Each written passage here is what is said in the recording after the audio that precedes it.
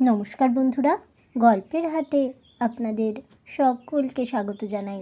বন্ধুরা, গল্পের হাটে আমার আজকের নিবেদন বিভূতিভূষণ বন্দ্যোপাধ্যায়ের রচিত গল্প হাসি। গল্পটি শুনে ভালো লাগলে অবশ্যই ভিডিওটি লাইক, কমেন্ট, শেয়ার আর আমার চ্যানেলটিকে সাবস্ক্রাইব করে দেবেন। তাহলে চলুন বন্ধুরা, গল্পটি শুরু করা যাক। গল্প পাঠে আমি বৈশালী, আর আপনারা শুনছেন আজকের গল্প হাসি। স্টেশনের ওয়েটিং রুমের ভেতরে বাইরে কোথাও অন্য লোক ছিল না। বেয়ারাটাকেও ডেকে ডেকে পাওয়া গেল না। অগত্যা চায়ের আশায় জলাঞ্জলি দিয়ে আমরা কয় বন্ধুতে বেশ করে র্যাগ টেনে নিয়ে ইজি চেয়ারে শুয়ে পড়লাম। মাঘের শেষ যদিও, শীত কিন্তু বাংলাদেশের পৌষ মাসের চেয়েও বেশি। রমেন বললে, ওহে, তোমরা যা বোঝো করো, আমি কিন্তু চা না হলে রাত কাটাতে পারবো না। বসো তোমরা, একটা ব্যবস্থা দেখি। দোর খোলার সঙ্গে সঙ্গে এক ঝলক তীক্ষ্ণ শীতল পশ্চিমে বাতাস তীরের মতো ঘরে ঢুকতেই আমরা হাঁ হাঁ করে উঠলাম। রমেন ততক্ষণে চলে গিয়েছে। খোলা দোরটা বন্ধ করে দিতে গিয়ে চেয়ে দেখি বাইরে বেজায় কুয়াশা। পৃথ্বীশ আমাদের দলের দার্শনিক। এতক্ষণ সে র্যাগ দিয়ে আপাদমস্তক আবৃত করে শুয়েছিল।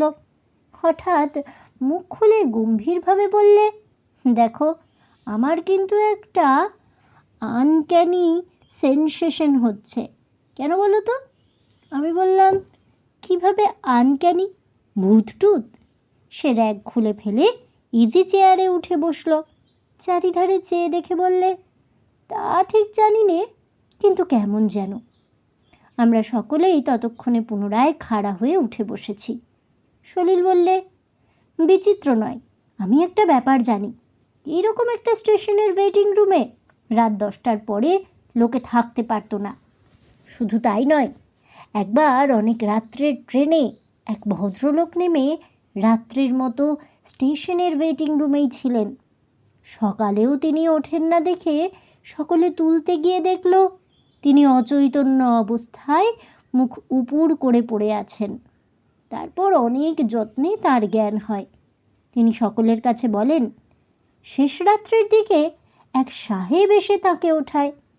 পরে হঠাৎ সে পকেট থেকে একটা খুর বার করে নিজের গলায় বসিয়ে এমন জোরে টানতে থাকে যে কাঁচা চামড়া কাটার অস্বস্তিকর খ্যাঁচ খ্যাঁচ আওয়াজে তার সারা শরীর শিউরে ওঠে। তিনি চিৎকার করে লোক ডাকতে যেতেই দেখেন কেউ কোথাও নেই। সাহেবের চিহ্নও নেই ঘরে। তারপর কি হলো তিনি আর জানেন না। সেই স্টেশনে ওয়েটিং রুমের বাথরুমটার মধ্যে এক ছোকরা সাহেব ইঞ্জিনিয়ার কি জন্যে একবার ঠিক ওইভাবে গলায় খুর বসিয়ে আত্মহত্যা করেছিল। তারপর থেকেই এই ব্যাপার। আমরা সকলে আমাদের বাথরুমটার দিকে চেয়ে দেখলাম।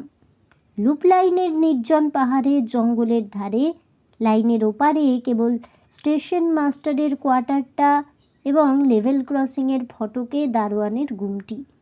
ওয়েটিং রুমের বাইরে স্টেশনের হাতার পরেই একটা ছোট্ট পান সিগারেটেরও চায়ের দোকান রয়েছে। দিন মানে এমনকি সন্ধ্যার একটু পর পর্যন্তও দেখেছিলাম। তারপর থেকেই আর দোকানের পাত্তা নেই। দোকান বন্ধ করে চলে গিয়েছে। গল্প ভালো করে জমতে না জমতে হঠাৎ দোরটা খুলে গেল। একটা কুলির হাতে কাঁসার থালার ওপর গোটা আষ্টেক পেয়ালা চা নিয়ে এসে ঘরে ঢুকলো হাসি মুখে।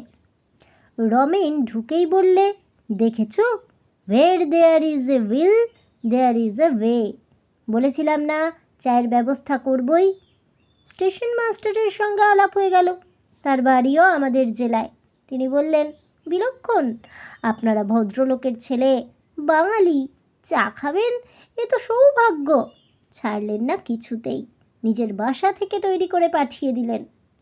রমেনের কথা শেষ হতে না হতে দৌড় ঠেলে এক ভদ্রলোক ঢুকলেন।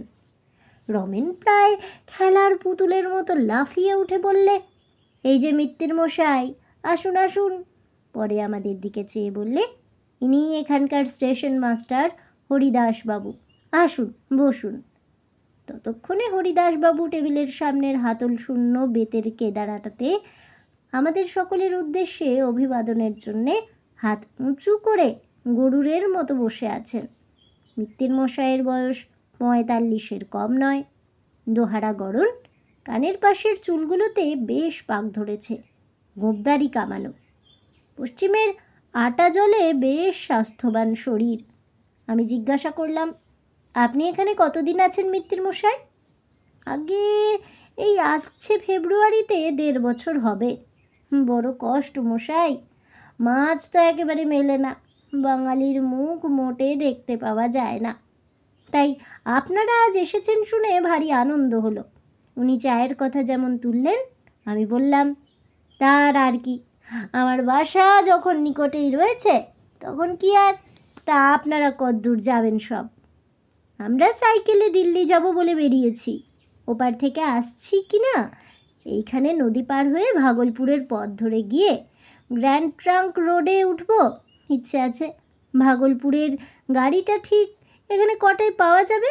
কাল সকালে? তারপর অনেক কথাবার্তাও, আমাদের ভ্রমণ সম্বন্ধে অনেক কৌতূহলপূর্ণ প্রশ্নের উত্তর এবং কথিত ট্রেন ঘটিত নানা আবশ্যকীয় সংবাদের আদান প্রদানের পর কথাবার্তার বেগ মন্দীভূত হয়ে পড়ল। কারুরই ঘুম পাচ্ছিল না।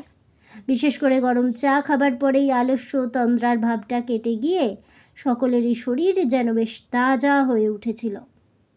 নির্বাণোন্মুখ ভাবটা কথাবার্তার শীষটাকে পুনরায় খোঁচা দিয়ে প্রদীপ্ত করার জন্যেই আমি হঠাৎ বলে উঠলাম, হ্যাঁ মশাই, আপনাদের এই ওয়েটিং রুমের বাথরুমে ভূত টুত নেই তো?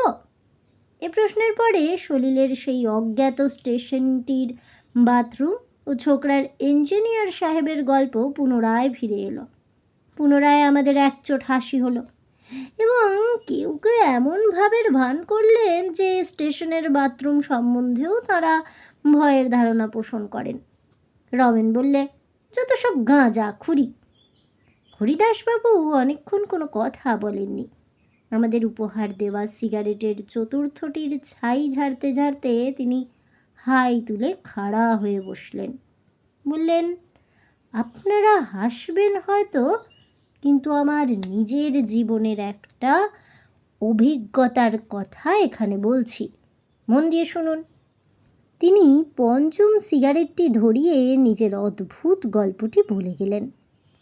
অনেক দিনের কথা। আমার বয়স তখন খুব বেশি না হলেও 12-13-র কম নয়। আমার এক কাকা ফরেস্ট ডিপার্টমেন্টে কাজ করতেন এবং সে সময়ে তিনি খুলনা মোরেলগঞ্জ আউটপোস্টে থাকতেন। একবার কি অপলক্ষে, এখন তা ঠিক স্মরণ হয় না, আমি আমাদের বাড়ির সকলের সঙ্গে কাকার কাছে বেড়াতে যাই। কাকা তখন ছিলেন খুলনার বাসাতে। সেইখানেই অনেক দিন আমরা ছিলাম। বেশি দিন থাকবার কথাবার্তা হওয়াতে আমি সেখানকার একটা স্কুলে ভর্তি হয়ে গেলাম। আমার পুজোর পরটাতেই সেবার খুলনা যাই। কয়েক মাস পড়বার পরে গ্রীষ্মের ছুটি হলো, প্রায় 1 মাসের ওপর। কাকাকে ধরলাম, তার সঙ্গে তার কার্যস্থান মরেলগঞ্জ যাব। কাকা আমায় নিয়েও গেলেন। সেই সময়টা মোমমধু সংগ্রাহকদের লাইসেন্স নতুন করে করবার সময়। কেউ ফাঁকি দিয়ে পুরনো লাইসেন্সের বলে জঙ্গলে মোমমধু সংগ্রহ করে কিনা পাহারা দেবার জন্যে ফরেস্ট ডিপার্টমেন্টের বোট ও স্টিম লঞ্চ সবসময় সুন্দরবনের নদী, খাঁড়ি ও খালের মধ্যে ঘুরে ঘুরে পাহারা দিত। কতবার আমি কাকার সঙ্গে এই সরকারি বোটে সুন্দরবনের মধ্যে বেড়াতে গিয়েছি। আমার মনে এই সুন্দরবনের একটা অপূর্ব স্বপ্ন ছবি সমুদ্রিত আছে। তখন তিনি, আমি ছেলে মানুষ, সবে 12-13, শহর থেকে গিয়েছি। সুন্দরবনের অপূর্ব বন্য সৌন্দর্য এই 1 মাসের প্রতিদিন আমার ক্ষুধার্ত ব্যগ্র বালক মনে কি আনন্দের বার্তা বয়ে আনতো তা আমি মুখে আপনাদের বোঝাতে পারবো না। আর কখনো সে দেশে যাইনি। অনেক দিনের কথা হলেও এখনও মাঝে মাঝে সুন্দরবনের, বিশেষ করে জ্যোৎস্না ওঠা সুন্দরবনের ছবি, অপরিসর খালের জঙ্গলে ভরা ঢালু পাড়, নতুন ওঠা পাতা, গাব গাছের ও বন্য গোল গাছের সারি, হাড়ির মুখে জোয়ারের শব্দ যখনই মনে হয়, একটা জিনিসের জন্যে বেদনায় এই বয়সেও মনটা কেমন করে ওঠে। সেদিনের কথাটা আমার বেশ মনে আছে। সুন্দরবনের সেই অংশটা তখন জরিপ হচ্ছিল। তাদের একটা বড় লঞ্চ বড় গাঙের মাঝখানে বাঁধা থাকতো। দুপুরবেলা সেদিন সেই লঞ্চটাতে আমাদের নিমন্ত্রণ ছিল। 4-5 জন আমিন, একজন কানুনগো, একজন কেরানি, সবাই বাঙালি, সব শুদ্ধ 7-8 জন লোক লঞ্চটাতে। খাওয়া দাওয়াটা খুব গুরুতর রকমের হলো। তারপর একটু গান বাজনাও হলো। বেলা পড়ে গেলে সেখান থেকে বিদায় নিয়ে আমাদের বজরাটা ছাড়লাম। ক্রমেই রাত হলো, জ্যোৎস্না উঠল। খালের দুধারের নতুন পাতা ওঠা বনের মাথাটা জ্যোৎস্নায় চিকচিক করছিল। দূর থেকে নৈশ পাখির দু একটা অদ্ভুত রকমের ডাক কানে আসছিল। জোয়ারের জলে মগ্ন গোলগাছের আনত শাখাগুলো ভাঁটার পরে একটু একটু করে জল থেকে উঠতে লাগলো। বাঘের উপদ্রবের ভয়ে সব সময় আমাদের বজরাতে 2 জন বন্দুকধারী সিপাহী থাকতো। তারা বজরার ওধারে তোলা উনুনে রান্না চাপিয়ে দিলে। রাতটা বড় গরম, গুমোট ধরনের। গাছের পাতাটি পর্যন্ত নড়ছিল না। চারিদিকে একটা নীরব থমথমে ভাব। ছইয়ের ভেতরে থাকবার উপায় নেই। বজরার ছাতে তক্তার পাটাতনের ওপর এসব গ্রীষ্মের রাতে শুয়ে থাকতে খুব আরাম বটে, কিন্তু অপরিসর খালের দুধারের ঘন বন থেকে বাঘ লাফিয়ে পড়বার ভয়ে সেখানে থাকবার জো ছিল না। ছইয়ের মধ্যে বসে কাকা ও আমি, বিনোদবাবু দাবা খেলছিলেন। ছইয়ের ঘুলঘুলিগুলো সব খোলা। আমি নিকটে বসে বই পড়ছি। খেলতে খেলতে রাত হয়ে গেল 10টার বেশি। সিপাহীদের রান্না হয়ে গেল। কাকা কি একটা কঠিন চাল সামলাবার কথা এক মনে ভাবছেন। আমি মিটমিটে আলোতে আখ্যান মঞ্জরি পড়ছি। বিনোদবাবু খেলোয়াড়কে সমস্যায় ফেলবার আত্মপ্রসাদে তাকিয়া ঠেস দিয়ে ঘুলঘুলির বাইরে ভাটার টান ধরা জলের দিকে চেয়ে আছেন। দীর্ঘ বনের গাছের ছায়া পড়েছে জলের ওপর। এমন সময় একটা ব্যাপার ঘটল। সামনের ঘন বনের মধ্যে অনেক দূর থেকে একটা উচ্চ সুস্পষ্ট কর্কশ অট্টহাসির রব উঠল। হা হা হা হা হা। অবিকল মানুষের গলার আওয়াজের মতো হলেও মনে হলো যেন এটা অমানসিক অস্বাভাবিক স্বর। আমরা কিছু ভাববার পূর্বেই সেই রকম আরও একবার এবং তারপর আবার হাসির শব্দটা এত উচ্চ তীক্ষ্ণ যে মনে হলো বনের গাছগুলো কেঁপে কেঁপে উঠছে, মাটি যেন কাঁপছে, ভুট্টা যেন দুলছে। সিপাহীরা তাড়াতাড়ি খাওয়া ছেড়ে উঠে এলো। কাকা, বিনোদবাবু, আমি সকলেই ছইয়ের বাইরে এলাম। গাছপালা ছবির মতো দাঁড়িয়ে আছে, কোথাও হাওয়া নেই, পাতাটি পর্যন্ত নড়ে না। সম্মুখে জ্যোৎস্না, চাঁদের রাত, ঘন বন, গাছের আড়ালে চাঁদটি ঢলে পড়েছে। বিনোদবাবু বললেন, কি মশাই, রামবাবু, ব্যাপারটা কি? মাঝিরা ভারী ভয় পেয়ে গিয়েছে। তারা বজরার মাস্তুলের তলায় গোল হয়ে দাঁড়িয়ে এক দৃষ্টে বনের দিকে চেয়ে আছে। আমরা সকলে ছইয়ের মধ্যে ঢুকতে যাচ্ছি, এমন সময় আবার সেই হাসির শব্দটা উঠল। হা হা হা হা হা। শব্দটা এত ক্রূর ও মর্মস্পর্শী যে আমাদের সকলের গায়ে কাঁটা দিয়ে উঠল। মাঝিরা 2 কানে হাত দিয়ে বলে উঠল, আল্লাহ আল্লাহ। কাকা ও বিনোদবাবু ছইয়ের মধ্যে পরস্পরের মুখ চাওয়াচাওয়ি করলেন। কাকা বললেন, কি মশাই, হায়না নাকি? কিন্তু তার মুখ দেখে ও গলার সুরে মনে হলো তিনি কথাটা নিজেই বিশ্বাস করেন না। তারপর পরামর্শ হলো নৌকোটা সেখান থেকে সরানো যায় কিনা, কিন্তু ভাটার টান এত বেশি যে বড় গাঙের টান ঠেলে তত রাত্রে কোনো মতেই অত ভারী বজরাটা উজানে নেওয়া চলে না। অগত্যা সেইখানেই রাত কাটাতে হলো। সবাই জেগে রইল, কারুর চোখে ঘুম এলো না সে রাত্রে। শেষ রাত্রে আরও একবার শব্দটা শুনলাম। বনভূমি তখন নিস্তব্ধ। চাঁদ ডুবে গিয়ে নদী, আকাশ, বন সব অন্ধকারে একাকার। আমার চোখ ঘুমে ঢুলে এসেছে। এমন সময় অন্ধকার ভরা গভীর বনভূমির দিক থেকে আরও একবার সেই বিকট হাসির রোল উঠল। শেষ রাত্রের চাঁদ ডোবা অন্ধকারে সেটা এত অমানুষিক, এত পৈশাচিক ঠেকল যে তখন আমার বালক বয়স হলেও হাসিটার প্রকৃত রূপ বুঝে বুকের রক্ত যেন হিম হয়ে গেল। সকালে জোয়ারের মুখে বজরা ছেড়ে আমরা দুপুরের সময় স্টিম লঞ্চে ফিরে এলাম। সেখানে সব কথা শুনে প্রধান সারেং খালাসিদের মধ্যে কেউ কেউ বললে ওই শব্দটা এর আগেও তারা শুনেছে, তবে স্থানটা বড় গভীর বনের মধ্যে বলে সেদিকটায় লোক চলাচল খুব কম। শোনা গেল ওই বনের মধ্যে নাকি অনেক দূর গেলে প্রাচীনকালের ঘরবাড়ির চিহ্ন পাওয়া যায়। জঙ্গলের মধ্যে শ্রেণীবদ্ধ বৃদ্ধ বকুল গাছের সারি দেখে মনে হয় কোনো সময়ে সেসব স্থানে লোকের বসবাস ছিল। সে যাই থাকুক, আজও এতদিন পরে যখনই কথাটা মনে পড়ে তখনই এই কথাটাই মনে হয়।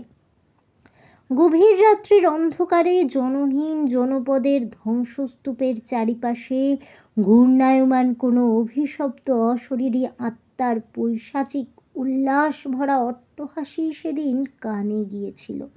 তাই হাসির রোলটা যখনই মনে আসে আজও এতকাল পরেও যেন সারা শরীর ভয়ে শিউরে ওঠে।